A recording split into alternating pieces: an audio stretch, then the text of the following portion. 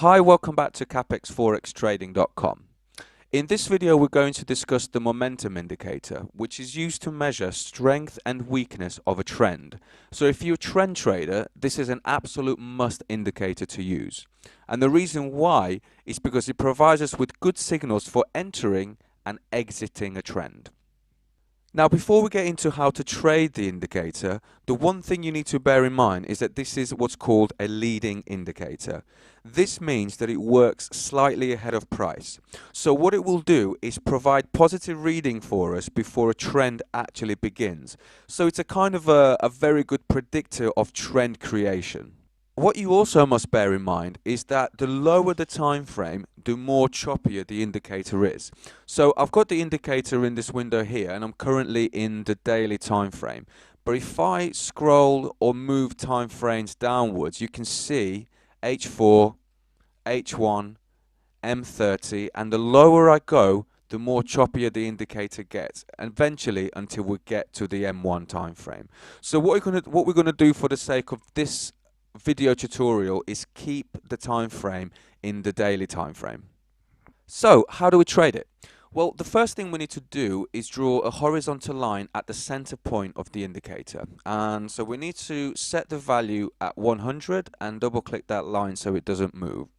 Now, other pieces of software use the value of 0 for the center point, but don't worry, the actual placement of the line is exactly the same as what I've done here. It's just that some brokers tend to use 0, some brokers tend to use 100. It does not matter. They're exactly the same point, so you don't need to worry about that.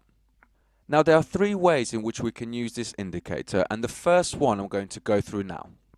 The first way focuses on the center line that we've drawn on our charts just a second ago. And realistically, the only thing we need to do is identify on which side of the line the indicator is on. Is it above the center line or is it below the center line?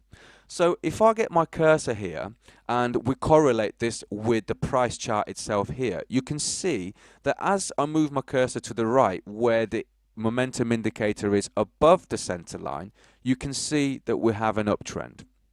When I place my cursor at the place where the momentum indicator is below the center line, you can see that we have a downtrend. Okay, and that is as complicated as this gets. The only thing you need to make sure you don't do is trade in the opposite direction. So i.e. don't place a buy when the indicator is below the center line, and don't place a sell when the indicator is above the center line. So you can see just from that simple example how powerful this indicator is because it's a leading indicator.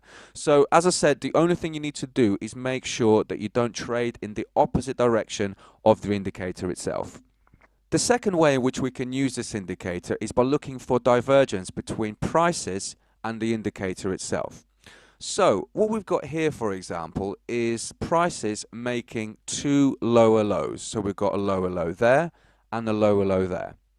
At exactly the same time, the indicator is showing us something completely opposite. So we've got a low here, but we have a higher low here. So you can see that prices and the indicator are going into opposite directions. So whilst we've got lower lows in the price chart, we've got higher lows in the indicator window. So essentially, in the way in which we would trade this if it was a strategy, we've got a formation or a version of a double bottom being formed here. So what we would normally do is trade or place a trade at this point, which is equivalent to that middle peak here, which is in between those two lows. So we've got the peak there and we've got the two lows there. Once price gets to a price level that's at the same level as that middle peak, we would place a trade. So as you can see, this diversion trading with the momentum indicator would have worked here. The profit we would have been looking for was 121 pips. That's about right. Yep. In fact, what we would do is trade the lower side. So we were looking for about 100 pips, and that'll be around here. So we would get out at this level here. So you can see that this way is just a very simple way to trade by using the momentum indicator and the divergence between prices and itself.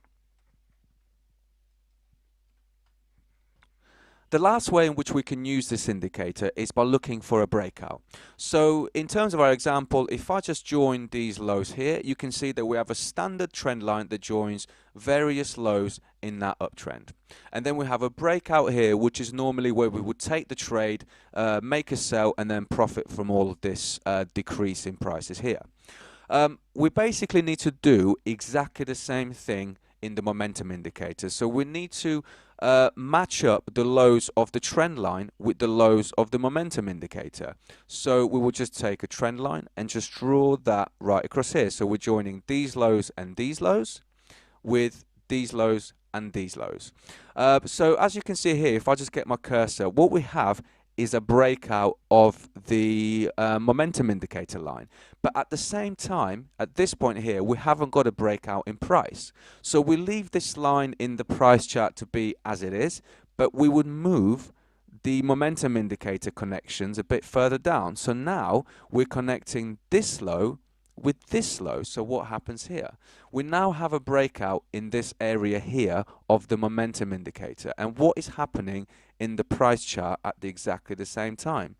Look, we have a breakout just here. And this is where we would take the trade and normally place a profit target that's equidistant to the top of that uptrend there. So we're looking for 217 pips. Not quite. 217. Yeah, we would actually. We probably would have got, yeah, no, we would have got them at this point here. So we would have had to wait a little bit till we have a couple of retests, which is here and here. But essentially, soon as the momentum indicator breaks, as long as we have a price break at exactly the same time, that's a good confirmation for us that we're able to take that trade.